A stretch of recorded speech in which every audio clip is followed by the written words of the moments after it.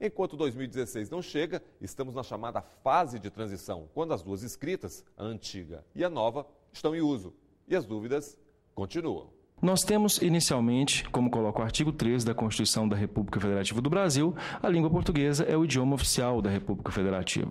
Isso significa dizer muito, significa dizer que a Constituição da República Federativa do Brasil reconhece esse idioma como sendo, já que está no capítulo ligado as representações nacionais, como sendo a materialização do pensamento não só de um povo, mas de uma cultura, o que implica necessariamente a relação de produção de nação. Quando se fala em língua, se fala necessariamente em nação. É bom lembrar que, e é muito importante lembrar, que o Senado da República tem, sim, competência para fazer qualquer alteração em relação ao acordo ortográfico. O decreto 6.583 prevê isso, da mesma sorte, o artigo 45 da Constituição Federal prevê como a competência exclusiva do Senado tratar de acordo internacional, e é bom lembrar que esse tratado é um tratado de natureza internacional. Como a Constituição é dividida em capítulos, artigos e parágrafos e incisos, o acordo ortográfico é dividido em bases. E nós colocamos aos presentes exatamente essas bases para que eles possam perceber a lógica dessas bases. Veja, por exemplo, que a primeira base fala do alfabeto, a segunda base fala do H, a terceira base fala sobre a homofonia, a quarta base sobre as sequências consonânticas, a quinta base sobre vogais átonas, a oitava base, a base oitava, fala da acentuação gráfica. Nós temos várias bases. Temos uma base que fala especificamente sobre o trema, que também causa grande comoção nacional. A base primeira que me chama a atenção, diferentemente do que já foi colocado, é a base 19, que fala sobre o emprego das minúsculas e das maiúsculas. Bem, que atire aqui o primeiro dicionário, aquele que não teve alguma dúvida em relação à escrita de maiúsculas e minúsculas alguma vez na vida. Por exemplo, quando vai escrever a palavra Estado.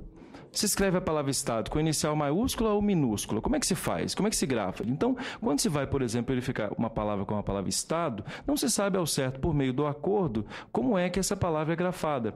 Se nós pegarmos o que diz o acordo, diz o seguinte, que ordinariamente em todos os vocábulos da língua portuguesa se escreve com a inicial minúscula. Então, Estado, até que se prove o contrário, se escreve com a inicial minúscula. Mas vejamos a maiúscula, que é exceção. A lógica, então, minúscula. Nos antropônimos, né? Nomes de pessoas, nomes de lugares, por exemplo, nos nomes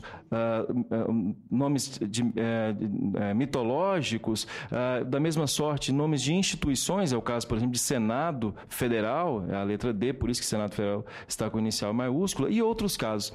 Mas é por inferência que nós descobrimos por que, por exemplo, repito, porque, por exemplo, no artigo 1º da Constituição da República Federativa do Brasil, a palavra Estados está com inicial maiúscula, senador. É por inferência. Nós percebemos que a palavra Estados aí está com inicial maiúscula por derivação imprópria. Significa dizer, esse substantivo, ordinariamente, ele é comum e, consequentemente, com inicial minúscula.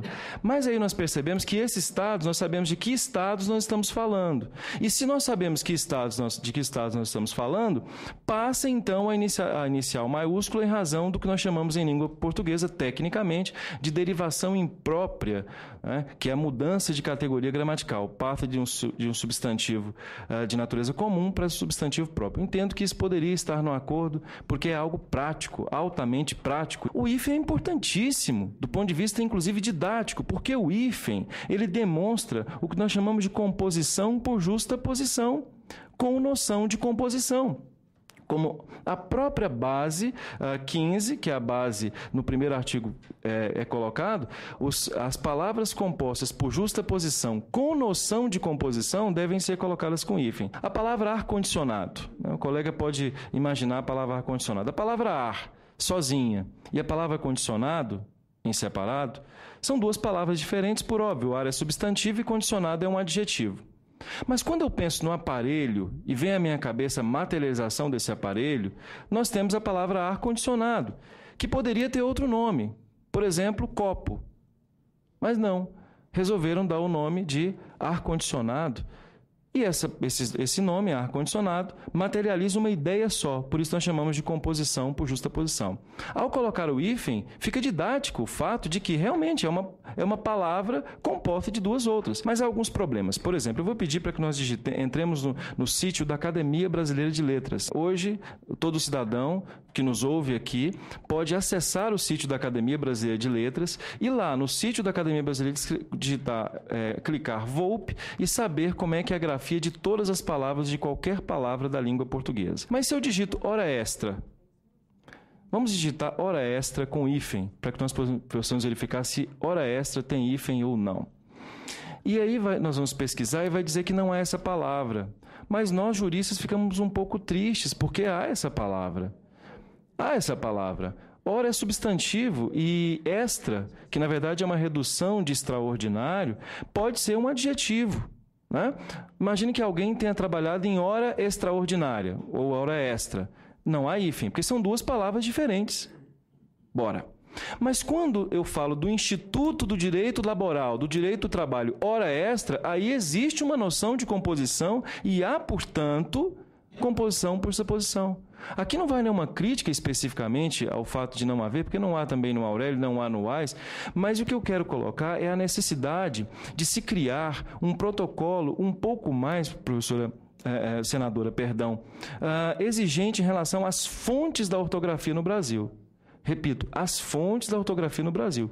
Porque se eu coloco hora extra com hífen, por exemplo, é um erro num concurso público. Eu que ministro aula para concurso público. É um equívoco. Mas não é com base especificamente na base 15, no primeiro artigo. Com base na lógica de pensamento de formação. Quais são as fontes da ortografia?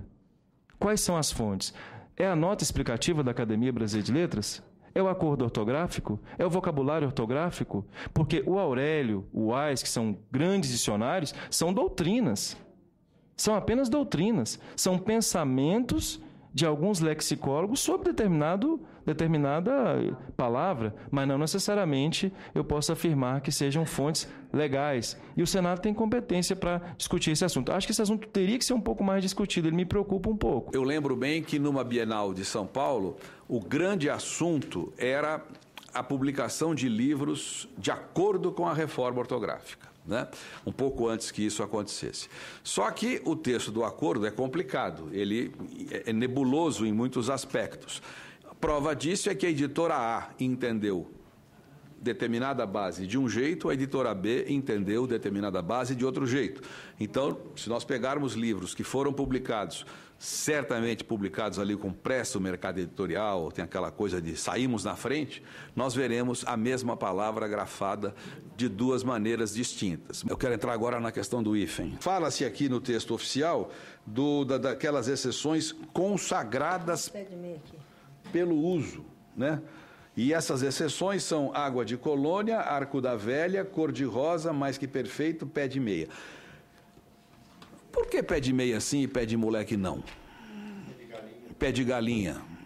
Por quê? Qual é o critério? O que é esse consagrado pelo uso? Mas eu pergunto, por que não admitir que esse item é lamentável e que mostra a fragilidade do texto oficial, que mostra a fragilidade de uma norma que... Como é que eu vou explicar isso na sala de aula? Eu vou dizer, olha, pé de meia tem hífen porque é um caso consagrado pelo uso, mas alguém vai dizer, pé de moleque não é a mesma coisa, porque quando eu como um pé de moleque, eu não pego uma criança, corto o pé dela e vou comer, quer dizer, o pé de moleque é o mesmo caso de pé de meia. Por que pé de meia sim e pé de moleque não? Fica uma coisa vazia, uma coisa absolutamente vazia. O questionamento do pré... Esse pré é de doer, ele já era ruim, continuou ruim. O que diz o texto oficial sobre o pré? Né? A gente lê e as pessoas já olham assim com uma cara, né? Aquela história de preservar ou não preservar a identidade da acentuação. Então, quando eu digo pré, né? Eu uso o hífen e o acento. Quando não uso nem hífen nem acento. Eu quero ver qual é o brasileiro que diz doença preexistente. Eu nunca ouvi ninguém dizer doença preexistente. Mas o mais engraçado é que eu dei como exemplo ali, falei, por exemplo, vai prever, não há dúvida, a gente não, né, esse pré se acomodou como uma sílaba e tal, átona, preconceito. Quando eu disse preconceito em Salvador, o pessoal deu risada e disse assim, pô, preconceito para você que é paulista, né? Para nós é preconceito. Então, até onde o vocabulário leva em conta esses dados, o vocabulário e o acordo, até onde eles levam em conta esses dados que são reais do Brasil, da realidade brasileira, dos falantes de português? Ou será que os falantes de português da Bahia são menos importantes do que os paulistas ou sei lá o quê, né? Quer dizer, nós não temos... O hífen foi maltratado, mal resolvido e nos mostra com toda a clareza que é preciso dar a isso um outro estudo, uma outra visão. No próximo bloco, em defesa do acordo ortográfico.